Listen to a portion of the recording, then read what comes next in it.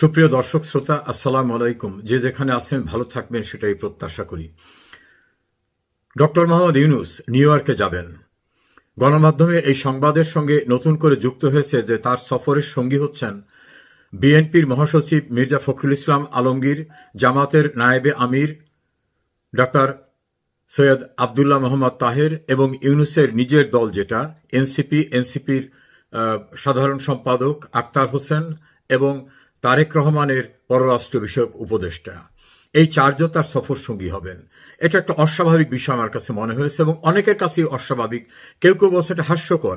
BNP একটি বড় দলের মহাসচিব একটা অনির্বাচিত ব্যক্তির সঙ্গে যাবেন এবং নিউ ইয়র্কে গিয়ে তিনি গ্যালারিতে বসে থেকে অনুষ্ঠান দেখবেন।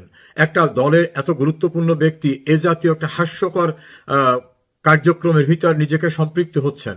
আবার তারেক রহমানের পররাষ্ট্র বিষয়ক উপদেষ্টা যাচ্ছে, জামাতের দ্বিতীয় ব্যক্তি যাচ্ছেন, আর ইউনূসের পার্টিটা যে পার্টি এখনো নিবন্ধন পায়নি তারা হয় অন্য কারণ।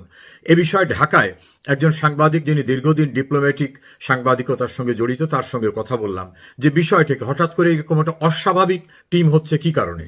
তিনি বললেন যে তার যে স্টাডি, তিনি যেটা বুঝেছেন তার স্টাডি হচ্ছে ডক্টর মোহাম্মদ ইউনূস পৃথিবীর কোনো দেশে এখন আর নিরাপদ বোধ করছেন না। তিনি লন্ডনে গিয়েছিলেন, সেখানে তিনি হোটেল থেকে বের হতে পারেননি। প্রবাসীরা এমনভাবে তাকে ঘিরে রেখেছে এবং সেখানে চাথাম হাউসে বিবিসির সাংবাদিক যে সকল প্রশ্ন করেছে সেই প্রশ্ন তার জন্য খুব বিব্রতকর অবস্থা ছিল। আবার ব্রিটিশের প্রধানমন্ত্রী তার সঙ্গে দেখা তো করেন নাই, দেখা করতে অস্বীকৃতি জানিয়েছেন। এটা খুব অপমানজনক। পরবর্তীতে তার তথ্য সম্প্রচার উপদেষ্টা মাহফুজ লন্ডনে গেছেন, সেখানে তিনি এবং তার অপর এক সফর সঙ্গী চরমভাবে নাজেহাল হয়েছেন প্রবাসীদের দ্বারা। এই ঘটনার সমস্ত কিছু ইউনূসের দৃষ্টিতে এসেছে। এই একই মাহফুজ নিউ ইয়র্কে গেছিলেন। নিউ ইয়র্কে সেখানে তিনি যেভাবে অপদস্থ হয়েছেন এবং গভীর রাতে পুলিশ এনে পুলিশের সাহায্যে তাকে হোটেলে যেতে হয়েছে নিরাপত্তাহীন অবস্থায়। এর পূর্বে আইন উপদেষ্টা ডক্টর আসিফ নজরুল তিনি আর একটি দেশে গিয়েছিলেন, সেই দেশে ভয়ঙ্কর পরিস্থিতির মোকাবেলা করতে হয়েছে তাকে। এর বাইরে জাপানে তার আর একটি টিম যাওয়ায় সেখানে জাপানের লোকজনদের এমন ভয়ঙ্কর পরিস্থিতির মুখোমুখি হতে হয়েছে যে ইউনূস এখন নিজে বা তার উপদেষ্টারা কোথাও আর বাইরে বের হতে চাচ্ছে না। পরিস্থিতি এমন পর্যায়ে পৌঁছেছে। সম্প্রতি পদ্মার অপর পাড়ে ভাঙ্গায় যে জাতীয় উত্তাল জ্বর এসেছে এবং কোনো প্রশাসন সেখানে পরিস্থিতি নিয়ন্ত্রণ করতে পারেনি। ঢাকার মাইলস্টোন স্কুলে বিমান দুর্ঘটনায় নির্মম ঘটনার প্রেক্ষিতে সেখানে উপদেষ্টারা যাবার পরে, উপদেষ্টা আসিফ নজরুল এবং প্রেস সেক্রেটারি যাবার পরে প্রায় 9 ঘন্টা অবরুদ্ধ হয়েছিলেন, কোনো প্রশাসন তাদের উদ্ধার করতে পারেনি। আবার ইউনূসের তৈরি করা দল এনসিপি গোপালগঞ্জে যাওয়ার পর সেখানে মিলিটারি কনভয় দিয়ে এসিপি দিয়ে তাদের উদ্ধার করে নিয়ে আসতে হয়েছে, সেখানে র্যাব, বিজিবি, পুলিশ ইত্যাদি ইত্যাদি। তারপরেও তাদের রক্ষা করা কঠিন হয়ে যাচ্ছিল। তারা চট্টগ্রামে গেছে, সেখানে ডগ স্কোয়াড, সোয়াত বাহিনী, পুলিশ, র্যাব, আর্মি নানা রকম দেওয়া। কক্সেস বাজারে একই অবস্থা। অর্থাৎ দেশের ভিতরে দেশের বাইরে যেখানেই তারা যাচ্ছেন সেখানে প্রতিবাদ, প্রতিরোধ এবং ভয়ঙ্কর পরিস্থিতির মুখোমুখি হচ্ছেন। এই পরিস্থিতিতে ইউনূস উদ্ভাবন করতে পারছেন যে কোথাও তার জন্য আর শান্তিপূর্ণ অবস্থা নাই। সে কারণে তিনি বিএনপি, জামাত, এনসিপি এদেরকে নিয়ে আসছেন যাতে অন্তত এয়ারপোর্টে বা তার চলার পথে এই নেতাদের বদৌলতে অন্তত যেন ওই সব দলের লোকরা থাকে, যাতে ভয়ঙ্কর অপদস্থ হওয়ার হাত থেকে তিনি রক্ষা পেতে পারেন। এজন্য তিনি এসেছেন। ওই সাংবাদিকের ভাষায় তিনি মৃদু হেসে বলছিলেন যে ইউনূস এদেরকে নিয়ে যাচ্ছে মাস্তান সংগ্রহের জন্য। অর্থাৎ ইউনূস এখন ভীত সন্ত্রস্ত, তিনি মাস্তানের খোঁজে। ফলে বিএনপির মহাসচিব গেলে তার সঙ্গে নিশ্চয়ই কিছু লোক তাকে রিসিভ করতে আসবেন, জামাতের যেসব লোক আছে তারা আসবেন, এনসিপির কেউ না থাকলেও তাদের 2-4 জন থাকলে তারা আসবেন, তারেক রহমানের ব্যক্তিগত যদি কোনো টিম থাকে তারা আসবেন। ফলে কিছু লোক অন্তত ওনাকে রিসিভ করতে আসলে যে লন্ডনে, নিউ ইয়র্কে, জাপানে, বাংলাদেশে বিভিন্ন জায়গায় যে চরম অপদস্থ হচ্ছেন, এই অপদস্থ হওয়ার হাত থেকে কোনো রকম রক্ষা পান কিনা, এই জন্য মূলত তিনি তাদেরকে নিতেছেন। এই জন্য যে ভাই তোমরা আমার সঙ্গে থাকলে তোমাদের লোকরা থাকবে, আমার অন্তত এটা রক্ষা হবে।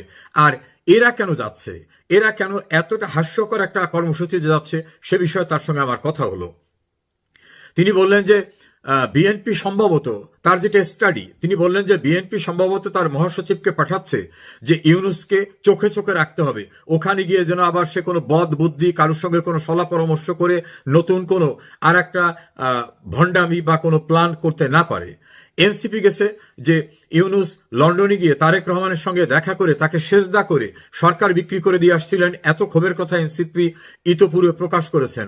লন্ডনে গিয়ে আবার ইউনুস নতুন করে আবার কারোর সঙ্গে এরকম কোনো দেন দরবার করে চুক্তি করে আসেন কিনা। আর জামাত মনে করছে যে মূলত তো ইউনুসকে আমরাই বসিয়েছি, আমরাই নেপথ্য থেকে সবকিছু করছি। এ লন্ডনে যে তারেকের সঙ্গে যে বৈঠক করছে, আবার নিউ ইয়র্কে গিয়ে একই জাতীয় কোনো বৈঠক করে কিনা, এই জন্যকে পাহারা দিয়ে রাখতে হবে।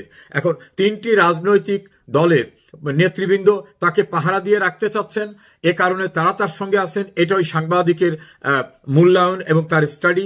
আর ইউনুসের পক্ষ থেকে যেটা তিনি জানতে পেরেছেন যে ইউনুস এখন আর কোথাও নিরাপদ বোধ করছেন না।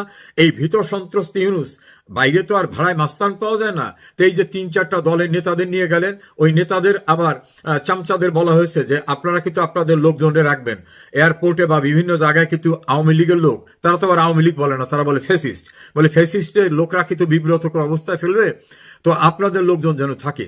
অর্থাৎ ভাড়ায় লোকজন নিয়ে এসে যেন ইউনুস কোন রকম নিউ ইয়র্কের প্রোগ্রামটা অ্যাটেন্ড করতে পারেন, এজন্য তিনি ভীত সন্ত্রস্ত হয়ে মাস্তান খুঁজছেন।